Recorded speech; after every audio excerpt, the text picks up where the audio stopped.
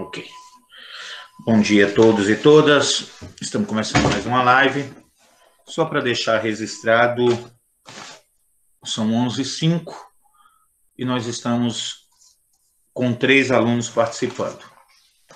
Só para constar, tem 2 alunos que justificaram as suas ausências por motivo de consulta médica, mas de uma sala de 40 alunos, você começar uma aula com 3 no mínimo, para não ir além, é frustrante, muito frustrante. Em filosofia, só para deixar registrado, se caso aqueles que não estão presentes assistam, que eu acho muito pouco provável que assistam essa aula depois, mas eu deixo registrado que em filosofia, de 40 alunos, 16 alunos estão com notas vermelhas, e quando eu falo vermelha, é 0 ou 2. Então, não vou contar, sem contar os vários 5 que são aqueles casos que fazem o mínimo necessário. Então, é aluno que responde o formulário de qualquer jeito, responde sem a menor coerência, aí alguns estão com 2, e outros conseguem chegar, seja bem-vindo, Gabriel, conseguiram chegar a 5 aí com muito custo. Então, só deixo registrado aqui a minha frustração e lamento ser uma sala de terceiro ano que estão indo embora. Então, o ano que vem não vai ver muito não vai ter muito o que fazermos para superar essas dificuldades. A vocês que estão presentes, meu muito obrigado. E lembrando que, em história foram 17 notas vermelhas. 16 notas vermelhas até o momento em filosofia, 17 notas vermelhas em história. Das duas umas, ou o professor é muito ruim, ou há um desinteresse total aí por N motivo. Na nossa aula passada, só para retomar que eu estou... Gabriel, você não precisa nem perguntar, né, Gabriel? Você está sempre presente e está realizando todas as atividades. Os que estão presentes aqui não é nenhum dos casos. Só estou falando para deixar registrado. Os que estão presentes são alunos que vêm fazendo desde o... Gabriel, você só deu uma caidinha em filosofia, parece que você deixou de responder 1 ou 2 formulários. Mas assim, é azul, mas você deixou de responder um formulário, não sei se você esqueceu ou coisa do gênero.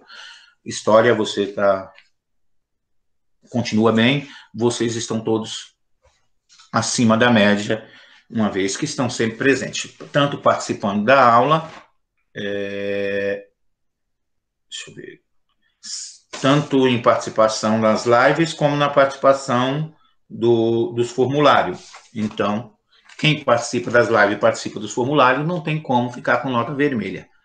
Então, eu só deixei registrado, peço até desculpa que vocês estão presentes, não merece ouvir, mas como a aula fica gravada, eu registro as notas vermelhas para aqueles que, porventura, depois entrarem, saber que temos 16 notas vermelhas em filosofia e 17 notas vermelhas em história. Depois eu vou fazer Depois eu vou colocar... eu vou fazer uma revisão, porque eu sei que tem alguns casos que estão realizando atividade na escola e pode ter mudado essa situação. Vamos à aula. Eu vou apresentar agora, a partir desse momento. Agora nós estamos com 6 alunos participando. Melhorou um pouquinho em vista do início, que eram 3. Então, nesse momento, eu peço a todos que não esqueçam de colocar o seu nome aí no chat, para que eu possa depois computar a presença de vocês e vocês não serem prejudicados aí no decorrer do fechamento do 4º bimestre. Essa é a nossa primeira aula do 4º bimestre, mas lembrando que o formulário 9 e 10 a última aula do terceiro bimestre, ela vai contar como nota para o quarto. Eu não considerei porque, pelo calendário, nós tínhamos que fechar a nota dia 16 e era o último dia de entrega do formulário. Então, não tinha tempo de eu fazer uma correção decente e, ao mesmo tempo, registrar essa nota. Então, eu deixei a nota do formulário 9 e 10 para ser computado no quarto bimestre. Então, era uma aula do terceiro bimestre, mas a participação dela será avaliada no quarto. Só um minutinho.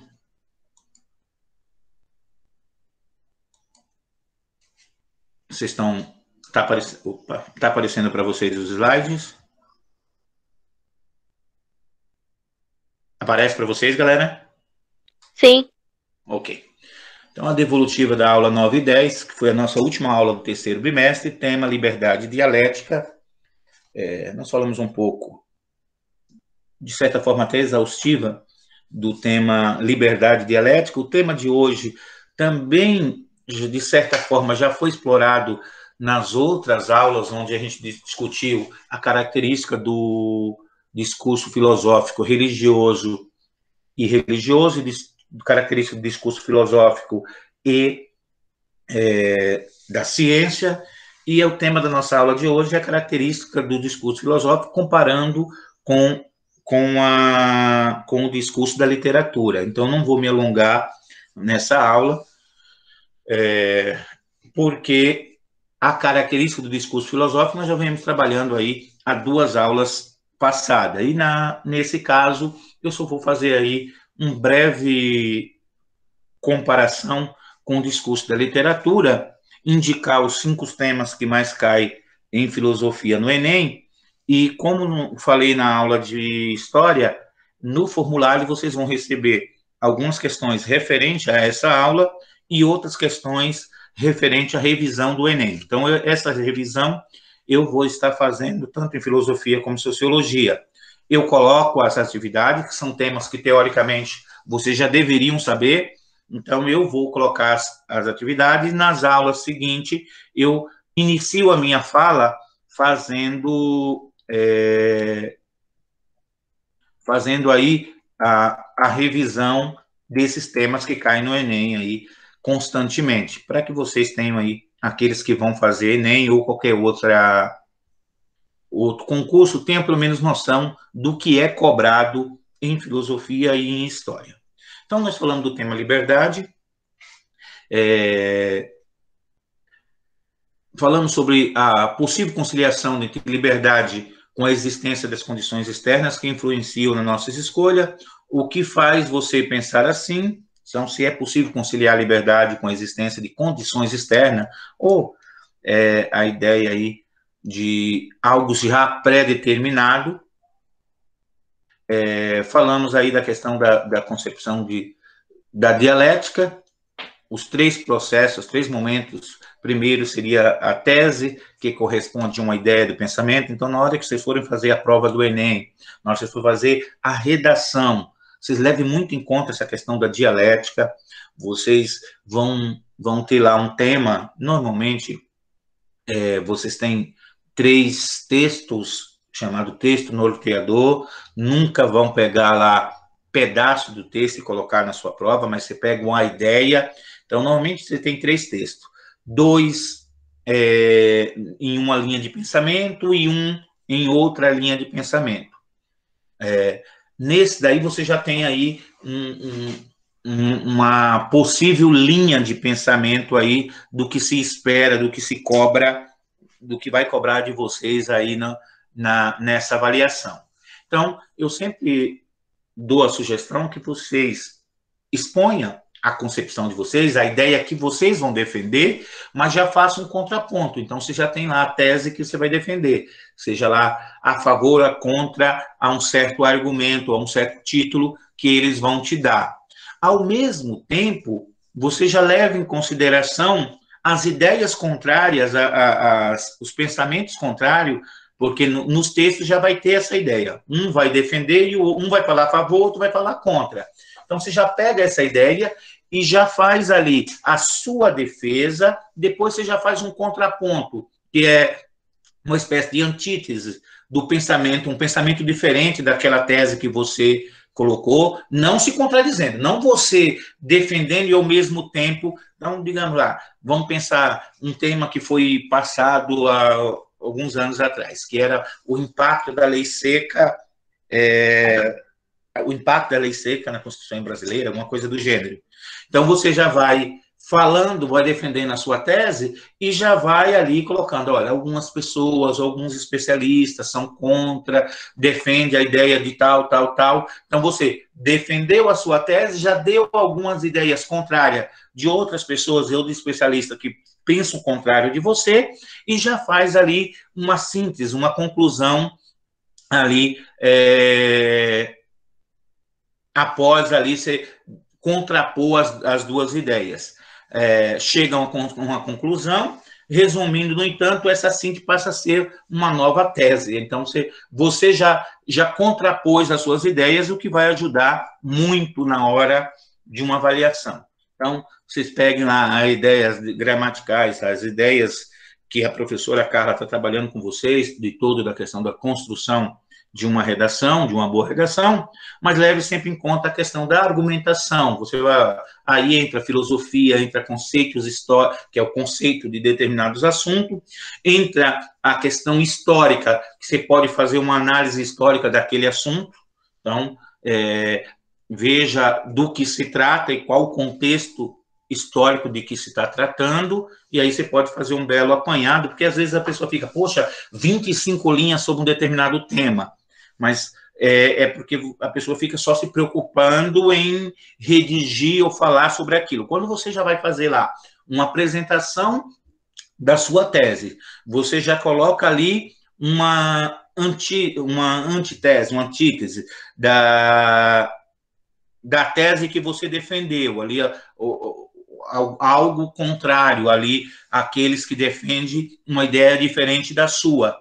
E você já faz uma análise histórica ou contrapõe, olha, vamos falar que esteja falando de vacina.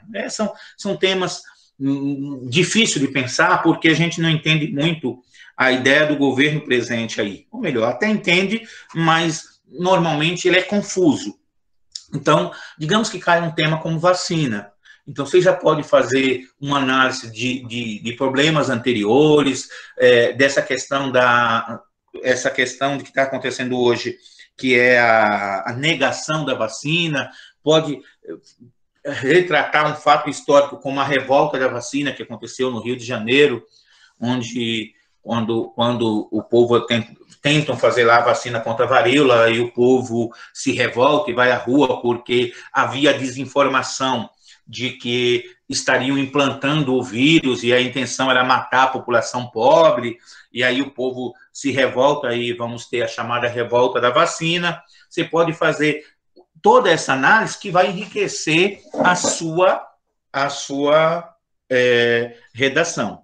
Então, nessa questão de dialética, leve em conta pense muito bem nessa questão de formular uma redação. Você já apresenta a sua tese, aquilo que você vai defender, ao mesmo tempo, no próximo parágrafo, você já coloca ideias de quem pensa contrário à sua ideia, e no final você faz um fechamento, sintetiza esse pensamento, defendendo ali, fazendo a sua conclusão, a conclusão da sua defesa, da defesa da sua tese. Então, você contrapõe, e aí você faz lá, no entanto, portanto, com tudo isso, aí fecha essa redação. Mas não esqueçam de colocar ali, citar especialista e outra coisa, quando não souberem, e quando vocês não souberem quem trata daquele assunto, vocês nunca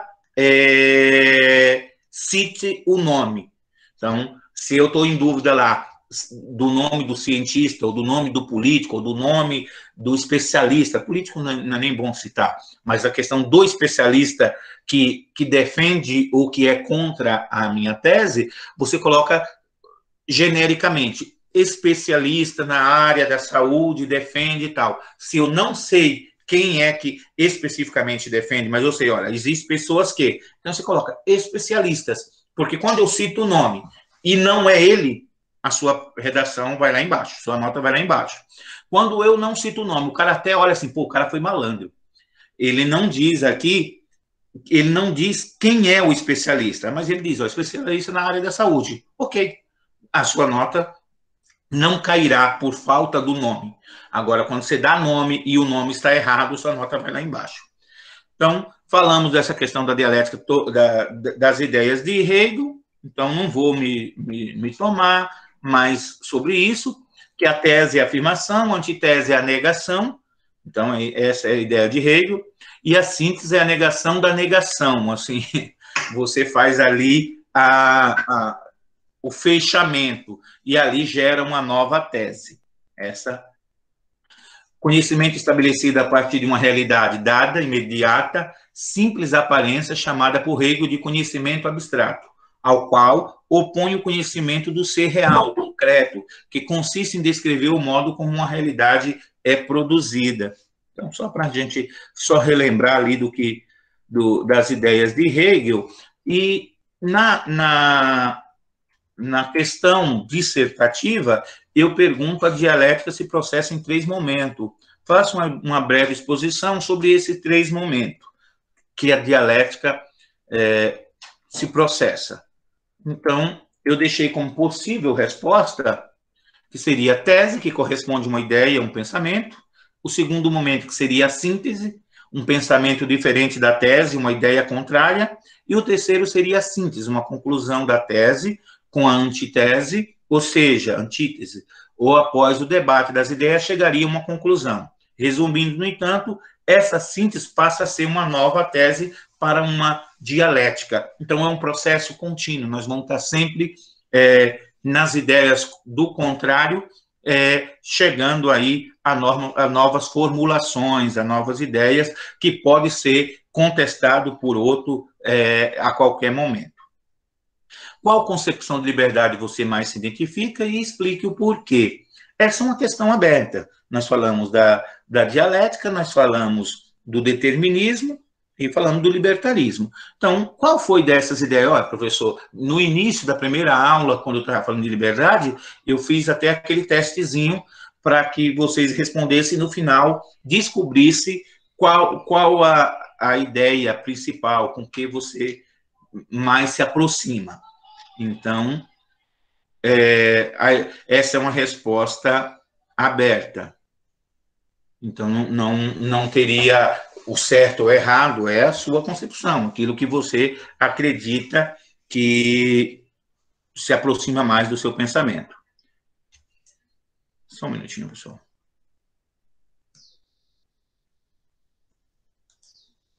Só um segundo.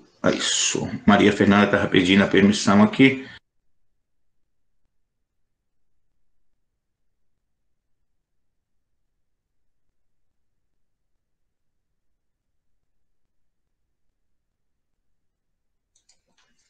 Filhos fazendo filhice.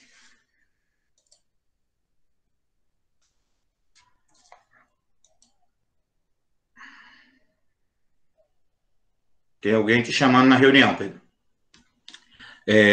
Aula 1 e 2, filosofia, terceiro ano, quarto bimestre. Tema característico do discurso filosófico, comparação com o discurso literário. Como eu falei para vocês, eu não vou me alongar na característica do discurso filosófico, porque nós já discutimos eles por 2 vezes, quando comparamos com o discurso religioso e quando discutimos com o discurso, quando comparamos com o discurso científico.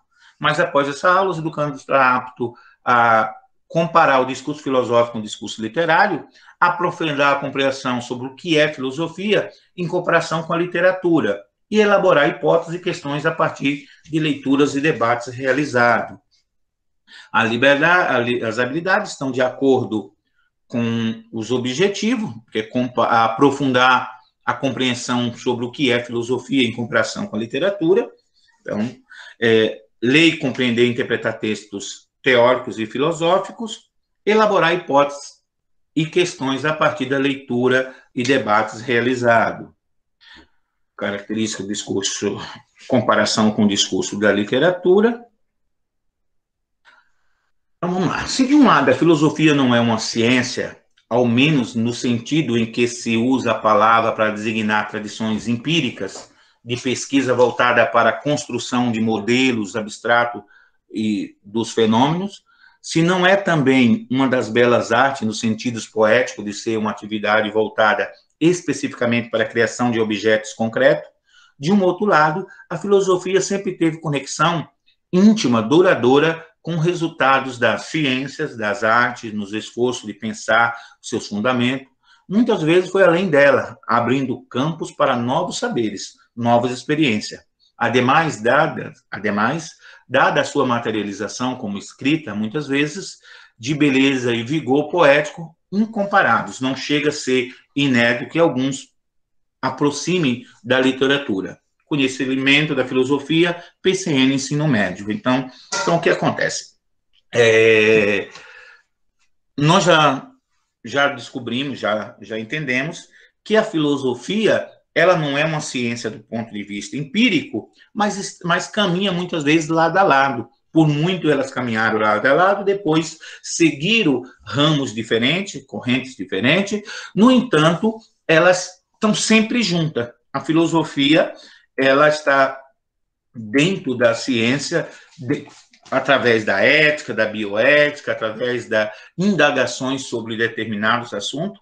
Basta a entender nesse momento histórico que nós estamos vivendo, se é que pode chamar histórico, eu não sei como eu falarei dessa época há alguns anos, ou os professores de história, o que vão falar dessa época, em que nós estamos no século XXI e estamos vendo aí, em alguns momentos, coisas que já eram dadas como certo, como a eficácia de uma determinada vacina, os benefícios de uma vacina sendo contestado tão viamente, tão absurdamente.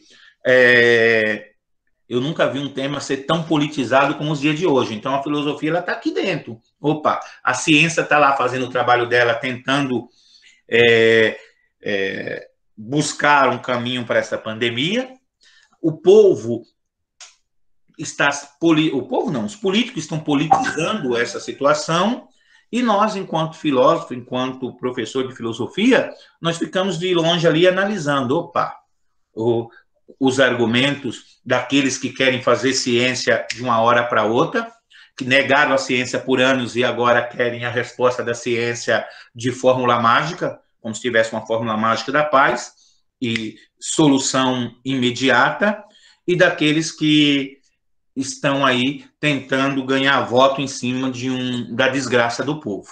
Então, a filosofia está sempre presente. Não é ciência, mas anda junto e está sempre presente. Não é arte, mas está analisando aí os pressupostos daquilo que está por trás da obra de arte. A sua estética, estudando através do momento que aquela obra foi feita, analisando ali os pseudos, as ideias que estão por trás daquela obra de arte. E na literatura, em alguns momentos, nós estamos lá junto, e em outros momentos a gente se separa. A comparação do discurso filosófico com a produção literária tem o sentido de proporcionar ao estudante o exercício para entender uma forma de manifestação do pensamento filosófico, ao mesmo tempo reconhecer que filosofia não é literatura. Então, primeira coisa que você tem que saber, apesar de alguns filósofos escreverem de forma literária, ter alguns textos literários, apesar de alguns autores literários, pega aí um Machado de Assis, que é completamente filosófico, tem ideias filosóficas por trás, Lispector tem suas ideias filosóficas por trás da sua literatura, elas não são a mesma coisa. Eu não leio um texto filosófico igual eu leio um texto da literatura. Por isso que a leitura filosófica ela é mais chata, ela é mais difícil. Não é uma leitura de deleite. Eu vou lá, deito no meu sofá e começo a ler um romance e ali terminei de ler, guardo. Não.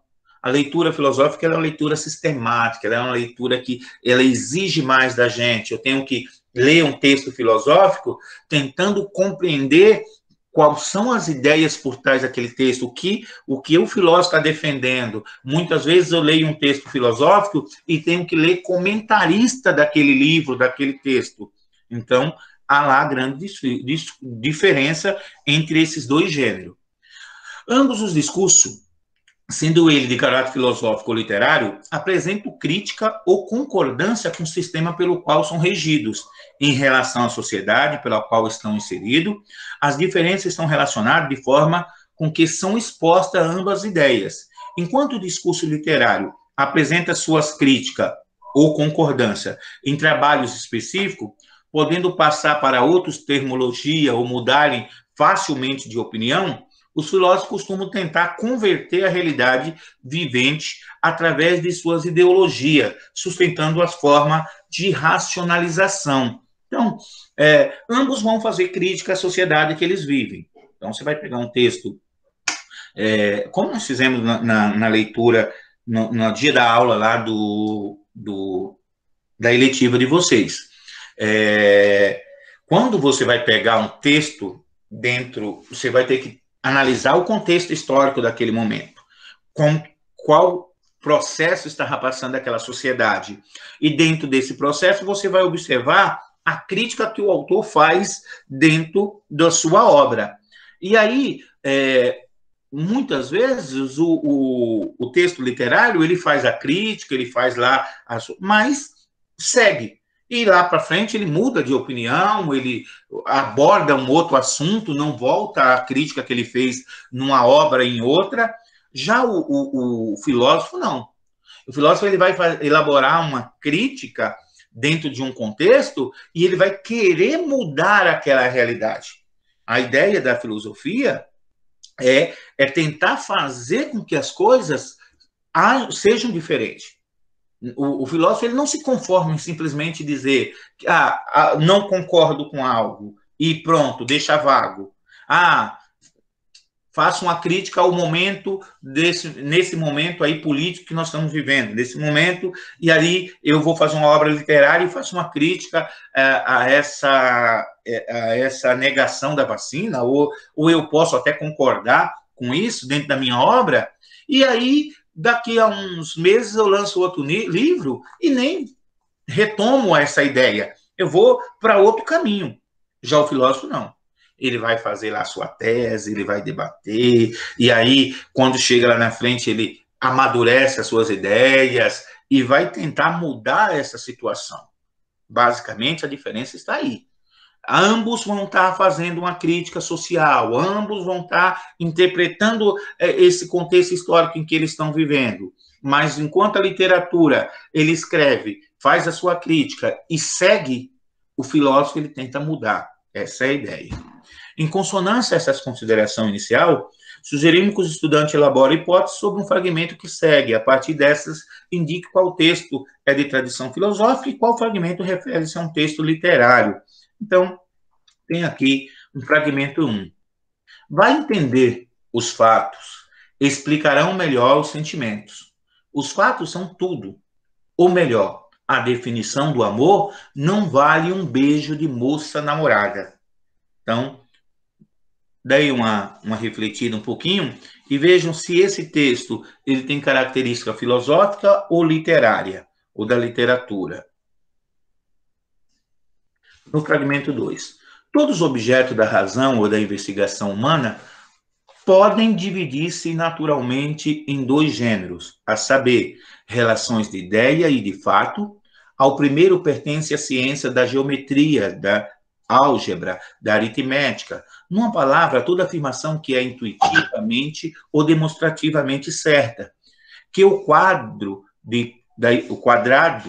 da hipotenusa é igual à soma do quadrado dos dois lados. É uma preposição que exprime uma relação entre esta soma, entre essa figura, que 3 vezes 5 é igual a metade de 30. Exprime uma relação entre esses números. A preposição desse gênero pode descobrir-se pela simples operação do pensamento. Não depende de algo existente em alguma parte do universo, os fatos que são segundos objeto da razão humana não são determinados da mesma maneira.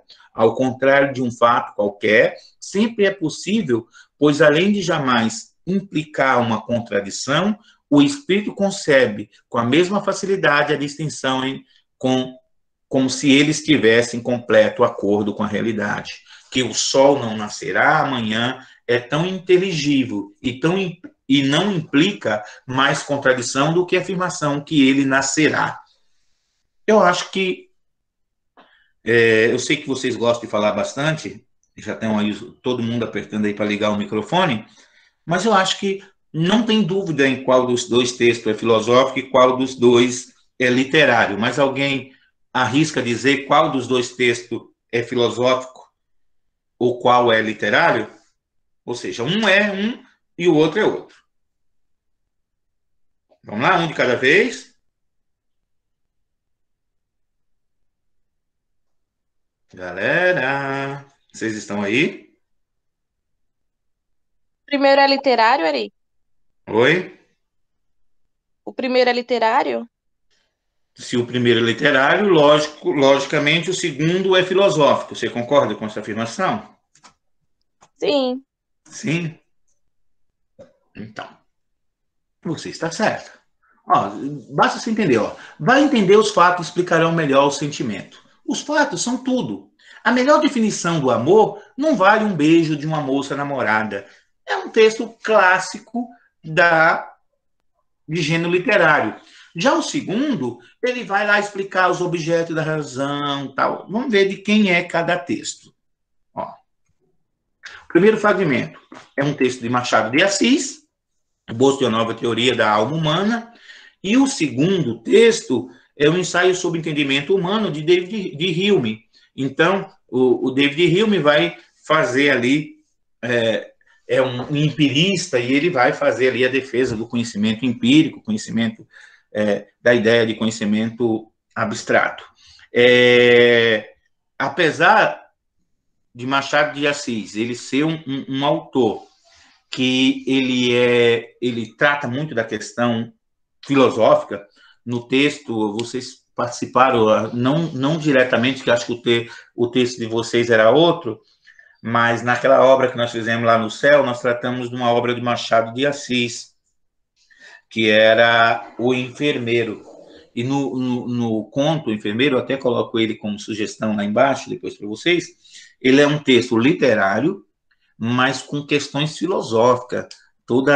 Ele defende todo ali alguns conceitos filosóficos, principalmente na atitude do enfermeiro, daquele cara que, de certa forma, se joga no mundo e vai como a vida te dá, mas depois vai mudando de conduta à medida que a situação vai se adaptando à situação que ele está vivendo. Então, quando você vai ler os contos de Machado de Assis, vocês fizeram a apresentação, o Teixeira fez alguma apresentação sobre a igreja, se não me engano, a igreja do diabo, alguma coisa do gênero, você vai ver que tem uma crítica forte, que tem uma crítica filosófica até sobre a questão religiosa e tal, mas é literatura. Ele não vai abordar sempre isso. Já o texto filosófico, ele vai estar tentando eximir o máximo, tentando solucionar aquele determinado problema. Tem outro aqui. Esse é um texto filosófico, mas com característica aí que a gente pode dizer literária, mas é amor próprio. Um mendigo dos arredores de Madrid esmolava nobremente, disse um transeunte. O senhor não tem vergonha de se dedicar a miste tão infame quando podia trabalhar?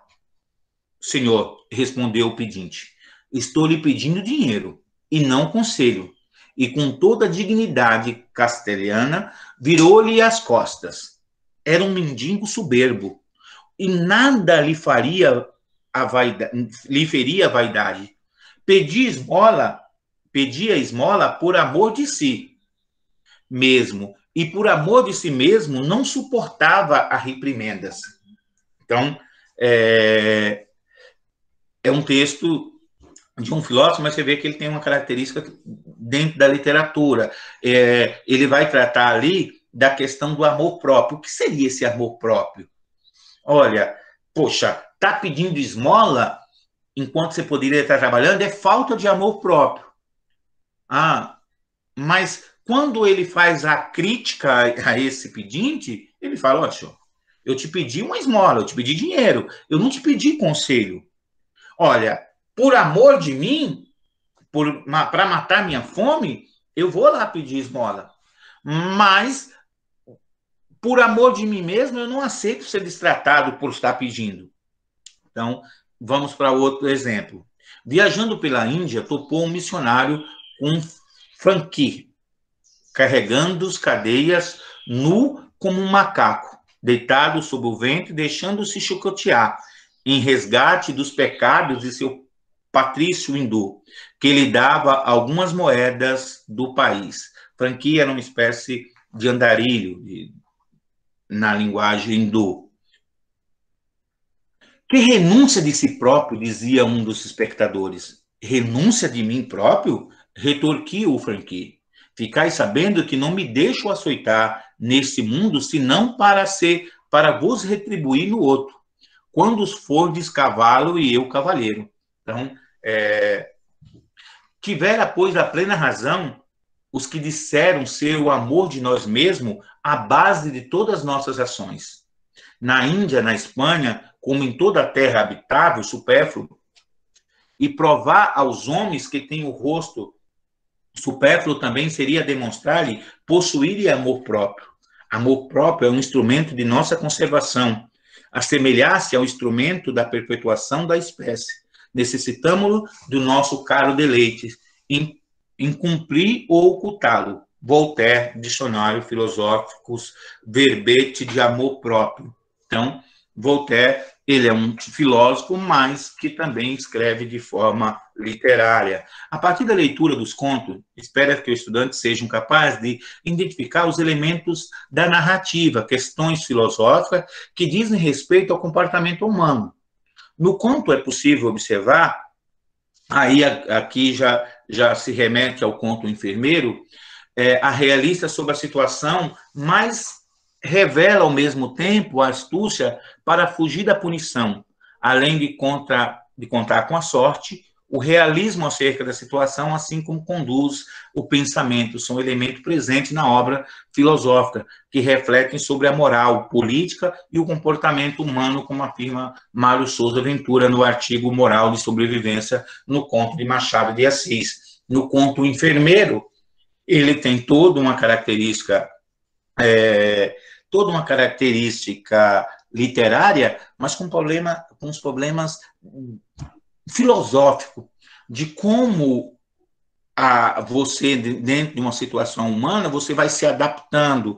E ali, em alguns momentos, usando de astúcia para escapar da punição, quando ele mata acidentalmente, digamos assim, o velho, e ele descobre que esse velho deixou em testamento tudo para ele, ali ele foge da situação de ser preso, faz tudo como se tivesse sido um mero acontecimento do acaso, e ao mesmo tempo, quando descobre ali, ele fica numa angústia entre contar a verdade ou não contar a verdade, entregar-se ou não, mas quando ele descobre que aquele fazendeiro deixa tudo para ele, ele aproveita daquela situação e vai viver a sua vida, deixa de mão ali as questões éticas que estavam corroendo e vai dizer, olha,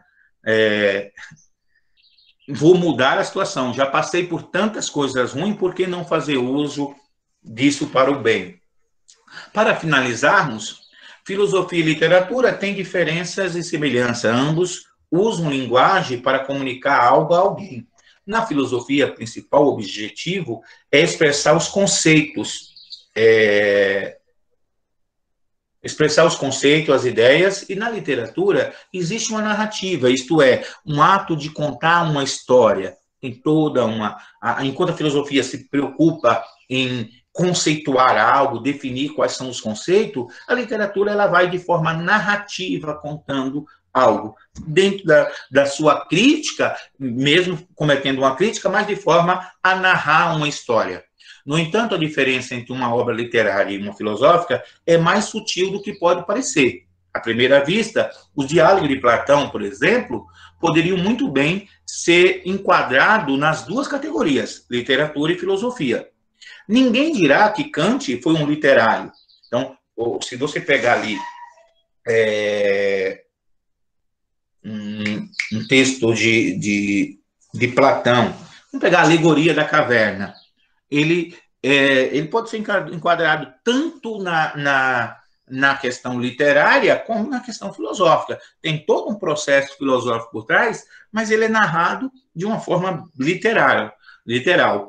Ninguém dirá que Kant foi um literato, no sentido de que seu texto tem elegância, estilo nos grandes escritores. Mas o que dizer de Nietzsche? Poemas, aforismos, tão frequentemente empregados pelo autor de Zaratustra, são formas literárias. Então, você vai ler Kant é um dos filósofos mais difíceis de ler, porque se você lê ele de forma simples, como se estivesse lendo a literatura qualquer, dá a impressão que você entendeu tudo. Opa, não, compreendi. Mas quando você vai ver os conceitos utilizados por Kant, compreender qual é os conceitos que ele aborda na sua obra, você lê lá a Crítica da Razão Pura, você lê ele 10 vezes e quando você termina a 10ª vez, você está mais em dúvida do que começou. Pelo menos eu me sinto assim. Já Nietzsche, ele é um texto, os textos de Nietzsche, ele é escrito de forma de aforismo, poema, pequenos poemas, pequenos fragmentos, que parece mais textos literários do que filosóficos, mas são extremamente filosóficos. Rousseau foi autor de romance de sucesso na época, A Bela Heloísa. Sartre tornou conhecido não apenas por sua filosofia, mas também pelos seus romances, e poucos escritores são tão filosóficos como Thomas Mann e Machado de Assis. Então, assim como nós temos filósofos que escreveram de forma literária, nós temos literários que são tão filosóficos quanto muitos filósofos. Aí ele cita o mais conhecido aí, Machado de Assis. A filosofia, como diz o Wittgenstein, não consigo pronunciar esse nome, torna claros, delimita e precisamente o pensamento, antes como turvos indistinto. Nem sempre a literatura é assim. Basta ler autores obscuros como Joyce para comprovar. Para muitos, os textos filosóficos são obscuros e difíceis de interpretação. Isso pode até ser verdade, em alguns casos, mas na maioria das vezes é que ocorre que uma obra filosófica é lida apressadamente, sem que o leitor tenha o devido preparo para compreendê-lo. A Ética de Spinoza, por exemplo, é uma leitura extremamente árida. À primeira vista, mas compreendemos a estrutura da obra, percebemos o quanto ele é genial. Então, muitas vezes a pessoa lê a filosofia de forma displicente, como se estivesse lendo um texto literário. E aí ele vai dizer, não, filosofia é muito difícil. Não é que ela é difícil, é que a forma de ler um texto filosófico tem toda um preparo. Vocês não podem ler um texto filosófico como se estivesse lendo um poema qualquer, como se estivesse lendo uma literatura qualquer. Muitas vezes vocês têm que ver quais são as ideias desse autor, o que ele defende, entender qual a tese que ele está defendendo. Muitas vezes é necessário você ler alguns comentaristas, alguns especialistas nesses autores, para que vocês consigam entender. Você vai lá ler O Príncipe de Maquiavel. A pessoa lê O Príncipe de Maquiavel, não, não sei o que, é uma leitura, cara, é um sanguinário, ele recomenda matar. Quando você vai ler ele, entenda o contexto histórico de que ele escreveu, o que estava acontecendo na Itália quando ele escreveu, a quem ele escreveu, por que ele faz esse livro, e entende que Maquiavel ele compreende como ninguém a natureza humana da sua época e até da nossa. Então, você vai conseguir compreender e ler o texto e depois tirar as suas conclusões, você conseguir interpretá-lo. Não é simplesmente ler uma vez e achar que você consegue, um especialista em Maquiavel e porque leu uma obra dele. Aqui encontramos a diferença fundamental entre filosofia e literatura. Não se lê uma obra filosófica de maneira como se lê um romance. É preciso voltar no texto e os comentadores, comparar o que é dito em um trecho com o que é dito em outro, verificar a repercussão que as ideias filosóficas tiveram na época em que foram propostas, na sua geração posterior. Geralmente não se faz isso durante a leitura de um romance, conto ou poema, o que não significa, porém, que as obras literárias sejam mais fáceis, o que sua leitura não deva ser atenta. Houve casos de combinações quase perfeitas entre narrativa literária e texto filosófico. O exemplo mais emblemático, Zaratustra, de Nietzsche, é uma das raras obras filosóficas que pode ser lida como narrativa literária ou uma obra literária que tem profundo significado filosófico. Esse é só o site do enfermeiro, era para estar no slide de cima, eu devo ter, na hora de passar os slides, eu acabei comendo bola. Mas eu vou colocar ele em ordem antes de mandar para vocês. E agora, eu deixo como sugestão aqui os 5 assuntos de filosofia que mais caem no Enem. Primeiro assunto, com 21%, é ética e justiça. O segundo, natureza do conhecimento, a epistemologia, com 15%. Democracia e cidadania, com 12,9%. Filosofia contemporânea, 12,9%. E filosofia moderna, 11,8%. Então, nas nossas próximas aulas, eu vou colocar aí, nos nossos próximos formulários, questões sobre ética e justiça. E até acredito que eu vou deixar, tem um pequeno vídeo que eu vi, quando eu estava preparando essa aula, eu vi no YouTube, e é capaz de eu deixar ele lá disponível para vocês, somente como sugestão ali para aqueles que estão querendo entender um pouquinho do tema ética e justiça cobrado no Enem. Então, deixarei algumas questões sobre esse tema, e nas aulas posteriores nós retornamos à devolutiva, fazendo a explicação desse sistema de acordo com os acertos de vocês. Repetiu? Daqui a 20 anos, vocês estarão mais frustrados pelas coisas que não fizeram do que não fez. Opa, vamos retomar do começo?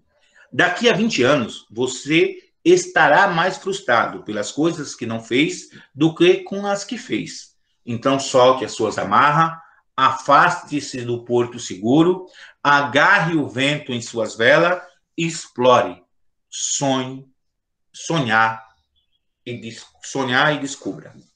Explore, sonhe e descubra. Por mim, é isso. Até que eu não tomei muito tempo de vocês. Nossa aula não foi tão longa assim. Deixo aberto a pergunta, se caso alguém tem alguma dúvida, esteja à vontade. Nós estamos com 7 participantes, é o 7 que nós começamos. Eu agradeço a participação de todos, e se tiver alguma pergunta, façam agora. Se não tiver, um abraço e bom final de semana a todos. Alô, professor, bom fim de semana aí. Vai lá, gente. Um abraço a todos. Quem não fez essa atividade, corra atrás. Um beijo no coração de todos. Para a gravação.